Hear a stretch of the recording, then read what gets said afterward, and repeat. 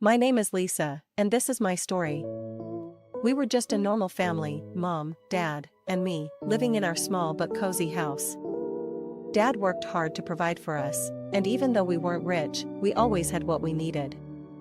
I was 12 when the accident happened.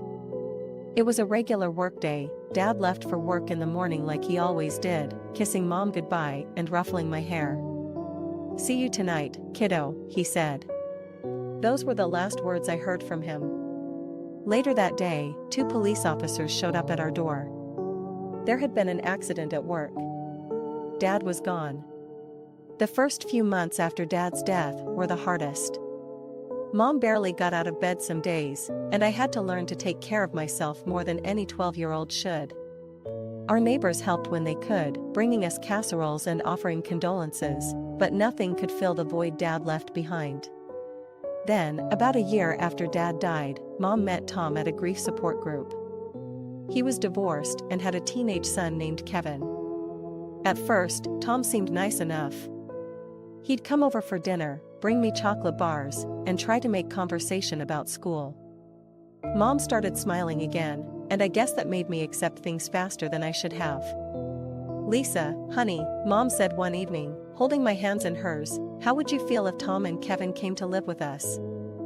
I remember staring at her, not knowing what to say. It felt too soon, too fast, but Mom looked so hopeful that I just nodded. They got married in a small ceremony at the courthouse, and suddenly our house had 2 new residents. The first few months weren't terrible. Tom tried to be nice, and Kevin mostly kept to himself. But things started changing gradually. Every time I asked Mom to come to a parent-teacher meeting, Tom would make comments about how I was demanding too much of her time. When I needed new clothes, because my old ones were worn out, he'd complain about expenses. That's when the visits to Grandma's house started. It began innocently enough, just occasional sleepovers when Tom's family visited. Then it turned into weekend stays. "It'll be good for you to spend time with your grandmother," Mom would say, but I could see the relief in her eyes when I'd leave. The stays got longer and longer. A few days here, a week there. Sometimes 2 or even 3 weeks at a time. I started keeping extra clothes at Grandma's house because it was easier than constantly packing and unpacking.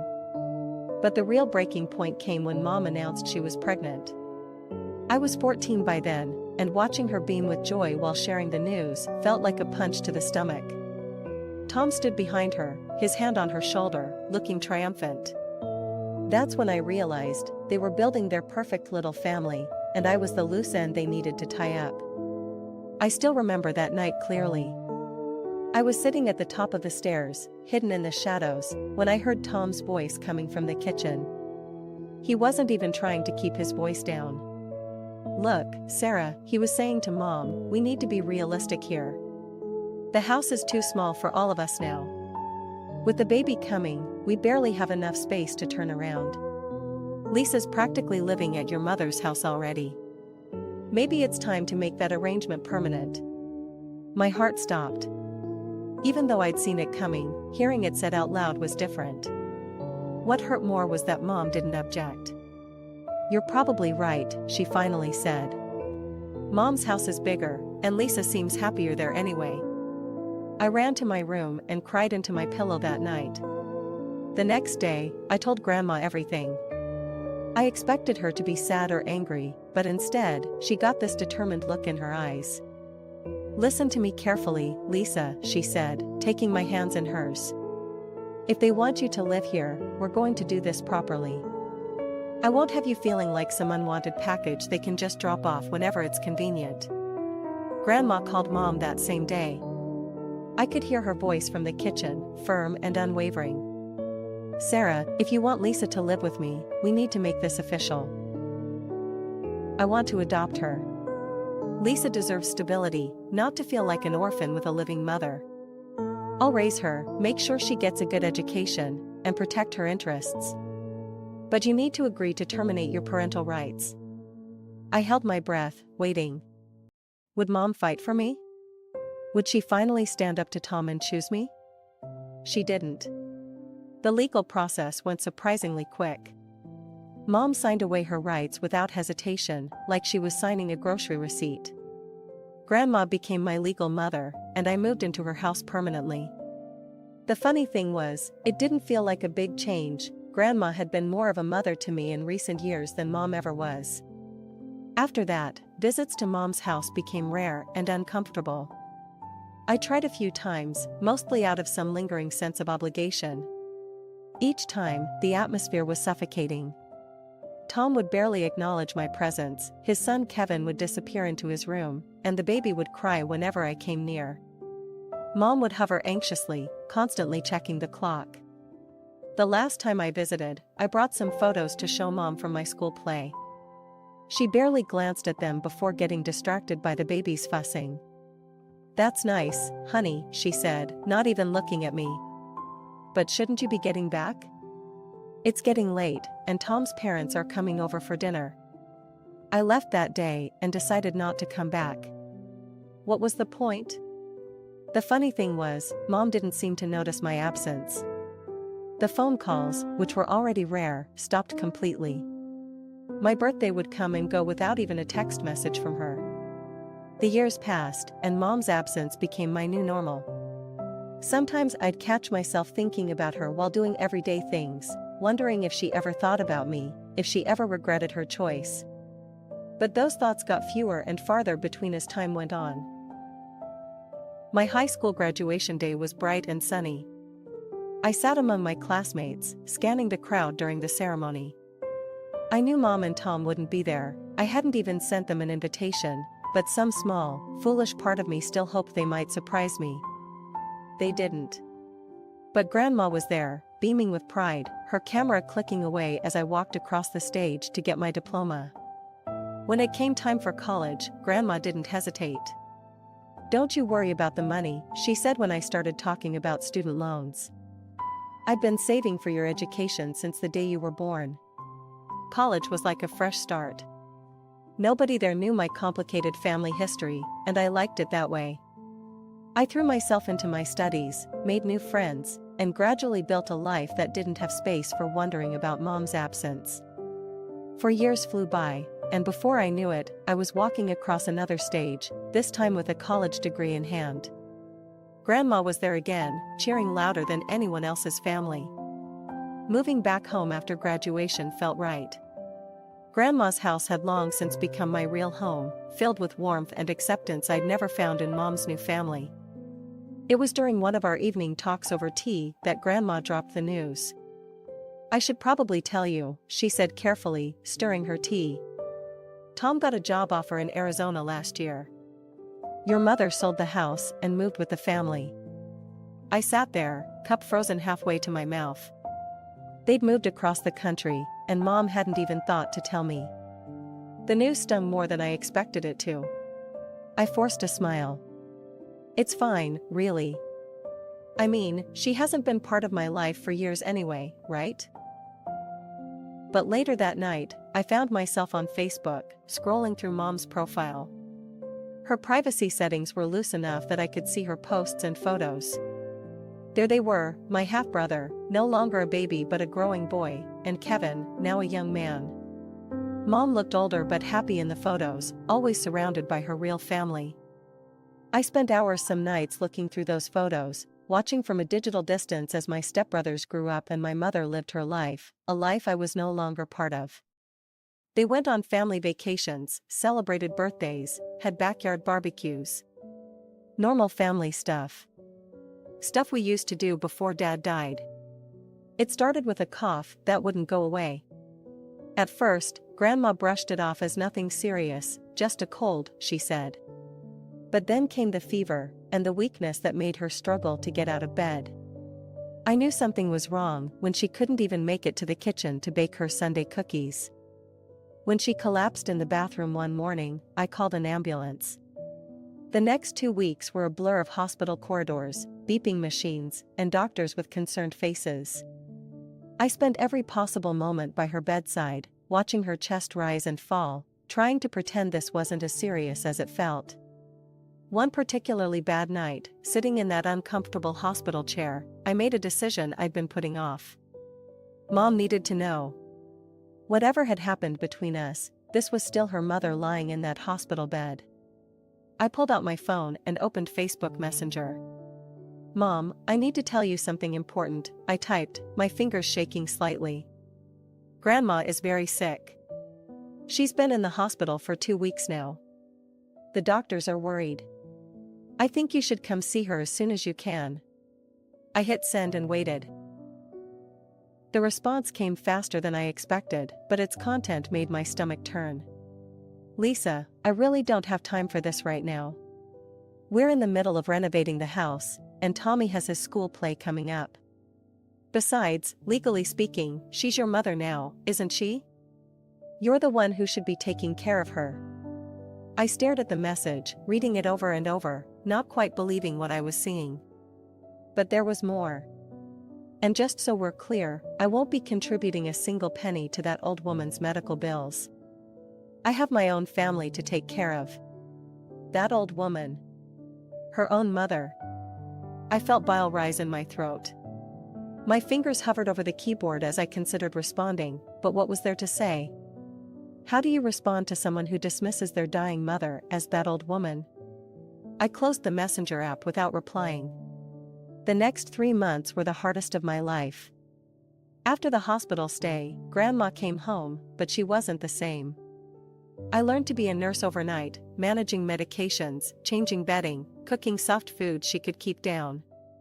Some days were better than others.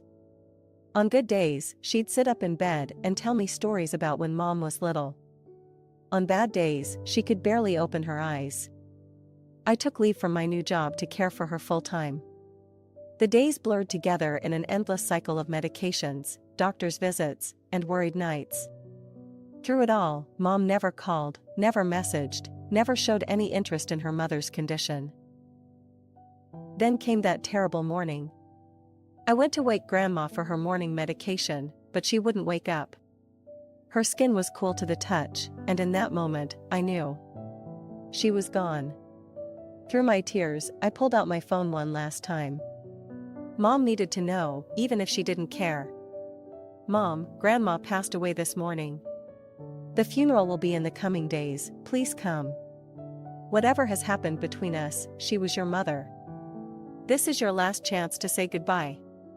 I kept checking my phone every few minutes. Each notification made my heart jump, but none of them were from Mom. One day passed. Then another. I was already deep into funeral arrangements when her reply finally came. "Lisa, honestly, you need to stop with all these messages. They're becoming really annoying. I don't know how to make this any clearer. I don't care what's happening with you or Mom anymore. That chapter of my life is closed." I had to sit down as I read further. "And if this is about funeral expenses, don't even think about asking. I won't give you a single dollar. Kevin is getting married in a few months, and we have enough expenses as it is. I'm not going to let a funeral overshadow my stepson's wedding. We have caterers to pay for, venues to book, and I just ordered my mother of the groom dress." My vision blurred with tears of rage as I continued reading. "But don't worry, I'll definitely come when it's time to divide the inheritance. Make sure you keep me informed about that." The phone slipped from my hands onto the carpet. I sat there in Grandma's favorite armchair, my whole body shaking. This woman, this stranger who used to be my mother, was worried about a wedding dress while her own mother lay dead? Was already thinking about inheritance money before we'd even buried Grandma? I don't know how long I sat there, but when I finally moved, something had hardened inside me. Fine. If that's how she wanted it, I'd handle everything myself. The next few days passed in a blur of activity. I met with the funeral director, picked out a casket I knew Grandma would have liked, simple but elegant, just like her. I arranged for flowers, white lilies were her favorite. I contacted her friends from church, her old bridge club, even tracked down some of her former colleagues from when she used to teach. I wrote the obituary myself, my heart breaking as I tried to sum up such a wonderful life in just a few paragraphs. "Beloved mother and grandmother," I wrote, and each word felt like a testament to the truth. She had been more of a mother than my biological one could ever hope to be. A week after the funeral, I finally found the strength to start going through Grandma's documents. Her desk drawer was meticulously organized, every paper filed in labeled folders, just like she'd kept them for decades. Birth certificates, tax returns, insurance policies, everything had its place. Then I found an envelope marked Last Will and Testament, copy. My hand shook as I opened it. Inside was a document, clearly typed and bearing Grandma's signature. As I read through it, I had to sit down. Then read it again. And again. I, Margaret Eleanor Wilson, being of sound mind and body, declare this to be my last will and testament. The contents were clear and direct, just like Grandma herself had been. She was leaving her house and all her savings, a sum of $200,000, to me, her legally adopted daughter. But it was what came next that made me catch my breath. To my biological daughter, Sarah Miller, I leave the sum of $10,000 and my family Bible. It is my sincere hope that she will read it and finally learn the true meaning of patience, compassion, and love for one's neighbor. I sat there for a long time, letting it sink in. Then I did something impulsive. I took out my phone, snapped a clear photo of the will, and sent it to Mom. No message, no commentary. Just the image. The response was immediate. My phone started buzzing with message after message. I didn't read any of them. Then the calls started coming in. I watched Mom's name flash on my screen again and again, each time letting it go to voicemail. It felt satisfying. I was making coffee the next morning when I heard car doors slam outside. Looking through the window, I saw Mom and Tom practically running up the walkway. I took a slow sip of my coffee and waited for the inevitable pounding on the door. "Open this door right now, Lisa," Mom's voice was shrill, almost hysterical. I took my time walking to the door, unlocking it with deliberate slowness. "This is ridiculous," Mom burst in, waving her phone with the photo of the will. "This has to be fake. There's no way Mom would do this to me. I'm her real daughter." I leaned against the doorframe, studying her flushed face. "I'm surprised you rushed all the way out here. Don't you have more important things to do? A stepson's wedding to plan? Venues to book? That mother of the groom dress to alter?" Mom's face went from red to purple. "You're enjoying this, aren't you? Mocking us like this?" "This is obviously a fake," Tom interrupted, trying to sound authoritative. "We need to see the official will from a notary, not some random paper you could have typed up yourself." I smiled, and I made sure it wasn't a nice smile. "How convenient that you should mention that. The official reading of the will is scheduled for tomorrow morning at 10 a.m. at the notary's office." "Fine," Mom snapped, "we'll stay here tonight and—" "No, you won't," I said firmly, stepping aside and gesturing toward the door. "This is my house now, and you're not welcome to stay here.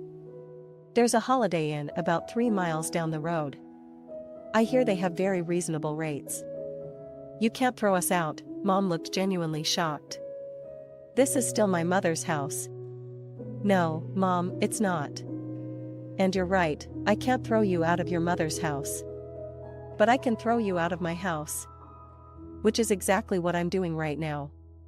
I closed the door on their angry faces and leaned against it, my heart pounding but my mind surprisingly clear. Tomorrow would be interesting, to say the least. The notary's office was small but professional, with dark wood paneling and certificates covering the walls. Mr. Johnson sat behind his desk with an air of someone who'd seen every kind of family drama possible. Mom and Tom arrived 5 minutes late, looking like they hadn't slept well in their hotel room. "Now that everyone's here," Mr. Johnson began, adjusting his glasses, "we can proceed with the official reading of Margaret Wilson's last will and testament." I sat quietly as he went through the formal legal language, watching Mom fidget in her chair. When he reached the part about the inheritance distribution, her face went from anxious to thunderous. "This is impossible," Mom exploded before Mr. Johnson could even finish reading. "It has to be fake. She's manipulated everything." "Mrs. Miller," Mr. Johnson said calmly, "I can assure you this will is completely legitimate. I personally handled its preparation and witnessed its signing. Then you're in on it too. Mom jumped to her feet, her voice rising to a shriek. You're all conspiring against me. That little witch has turned everyone against me, just like she turned my mother against me. Mr. Johnson's expression hardened. Mrs. Miller, I must ask you to lower your voice and sit down, or I will be forced to call the police. Mom dropped back into her chair, breathing heavily, but the silence only lasted a moment. I'll sue, she hissed, glaring at me. I'll fight this with everything I have. That house belongs to me. Those savings belong to me. I'm the real daughter, the blood daughter. Mr. Johnson sighed, removing his glasses and cleaning them carefully before responding. Mrs. Miller, you are, of course, within your rights to contest this will in court. However, I feel professionally obligated to inform you that you would be wasting your time and money. What do you mean? Tom demanded. This will is ironclad. Your mother had it properly prepared, witnessed, and notarized. She was of completely sound mind when she made these decisions. Furthermore, he shuffled through some papers. We have extensive documentation showing that Lisa has been your mother's primary caregiver and closest family member for years. That doesn't matter, Mom snapped. Blood is what matters. Actually, Mrs. Miller, in legal terms, that's not correct.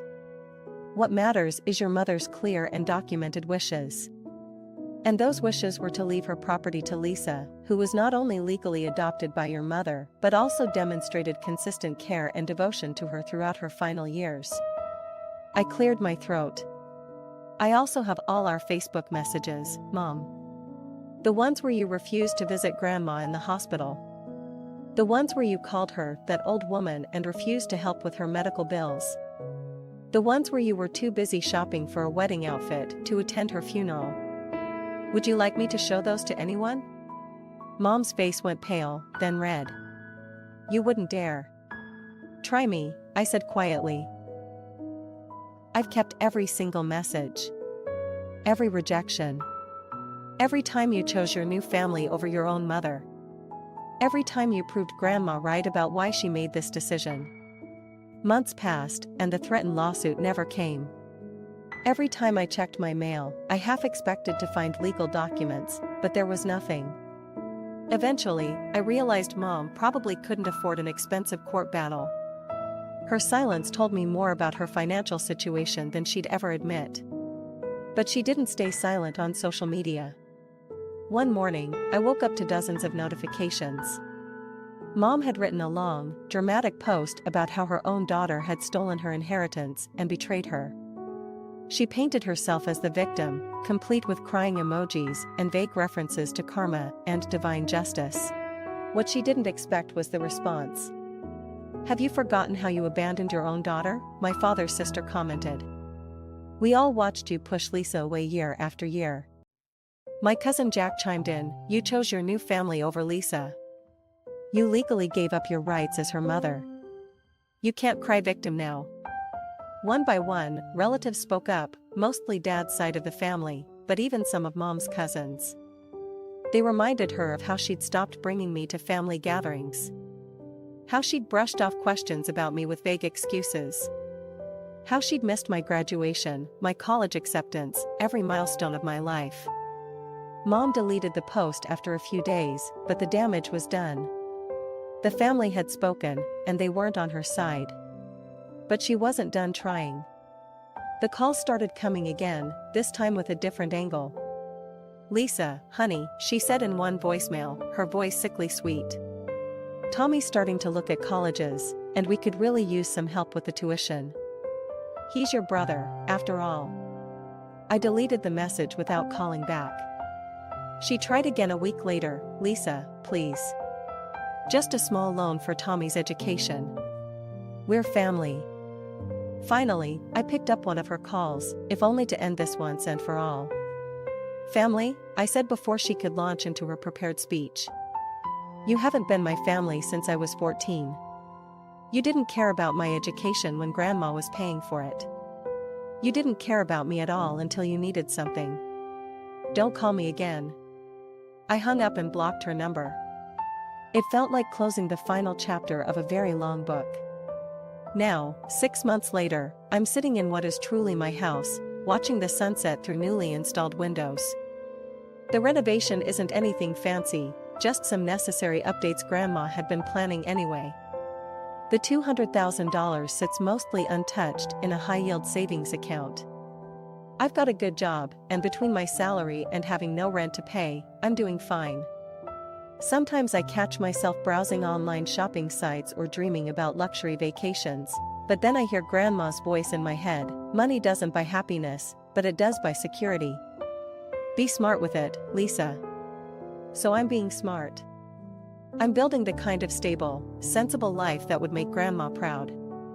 I have no mother now, not legally, and not in any other way that matters. But I had 14 good years with my dad, and I had a grandmother who loved me enough to become my mother when I needed one. Some people don't even get that much.